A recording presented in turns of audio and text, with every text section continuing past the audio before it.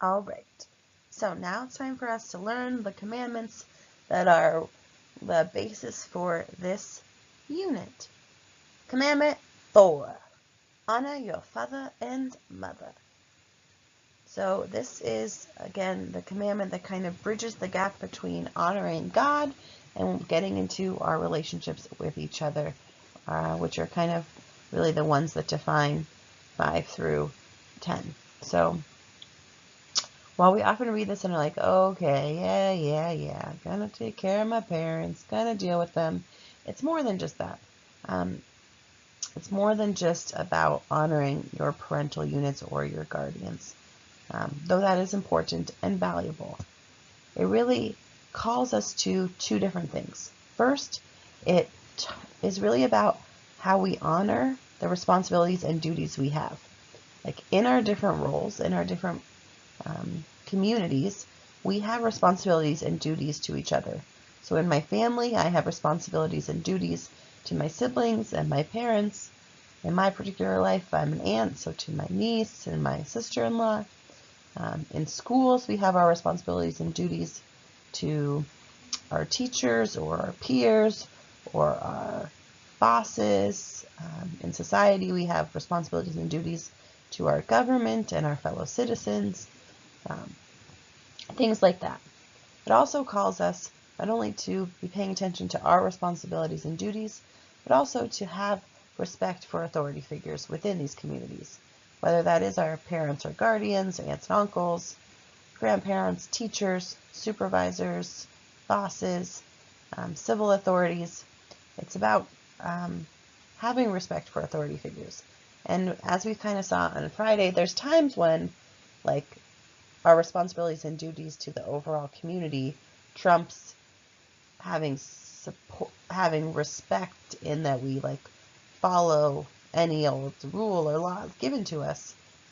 If there are times to be civilly disobedient, but to do it in a respectful way is also important to note that it's done out of honor and respect for our duties and responsibilities, as well as trying to help our authority figures live into the responsibilities and duties that they hold for us. Commandment 8 is different than Commandment 4, obviously, and if you still have questions about Commandment 4, we can definitely talk when I get back. Commandment 8 is about not bearing false witness against your neighbor. So what does that actually mean, or what does that translate to?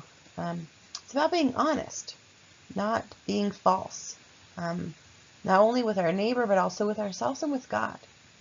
It's about having an honest view of who we are and maybe our faults or our areas of growth, and our strengths as well. It's about being honest in our relationships with each other and not lying or having kind of a false conversation. And it's also about being open and honest with God, because our relationships, for relationships to be healthy, there has to be honesty, or else what is the relationship really being built on? And relationships deteriorate when there is dishonesty or lack of full transparency. So I want you to take a minute or two with your partner, and I want you to make a list of where you see lying and dishonesty in our world today. So take about 2 minutes, so pause me for about 2 minutes and make a list.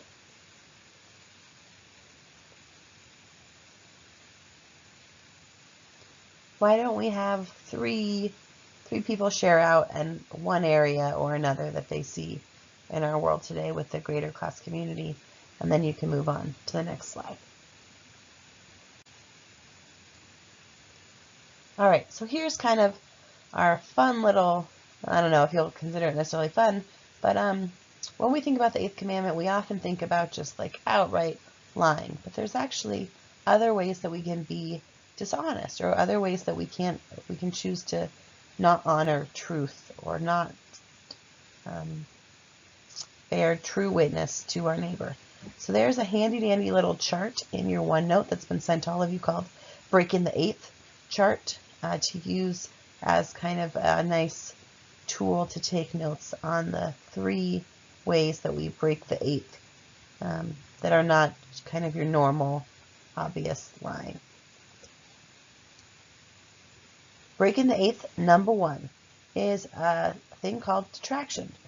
Detraction is basically unnecessarily sharing something about another person that's true, that's damaging to his or her reputation. So it would be like me sharing with another teacher, I don't know, something about someone in class doing something dishonest that it might be true, but it's not my job to be going around and damaging another person's reputation. It's not my truth to tell, or someone's maybe embarrassing story. It's not my truth or story to be telling, and it's not my job to be damaging someone's reputation.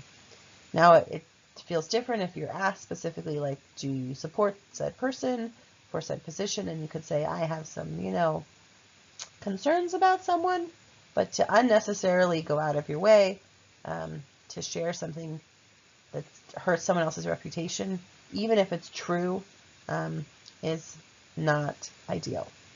Take a second and brainstorm, where have you seen this in your own life or in the media? Where's some examples of detraction?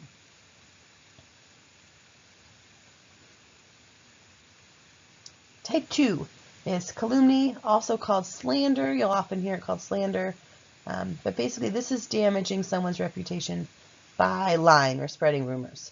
So this would be me claiming something false about someone, like outright lying with the intent to hurt someone's reputation. So, saying so-and-so hit someone with their car when they clearly had not. So that would be slander or calumny.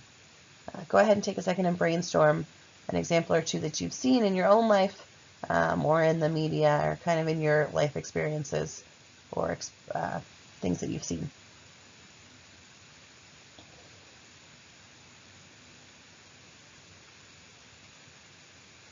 Finally, we have this term adulation. Adulation is like going overboard with flattery or praise.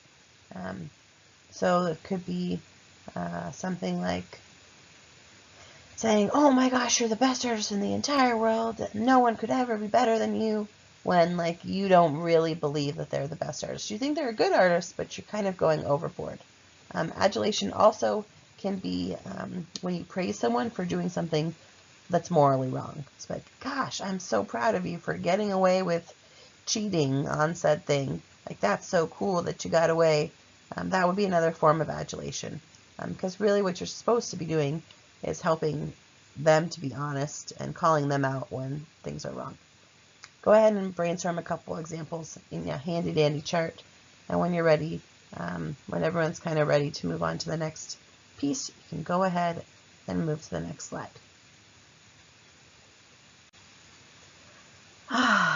You know how we were talking about how we like having more reflection time in class, and that's really helpful for our mental state?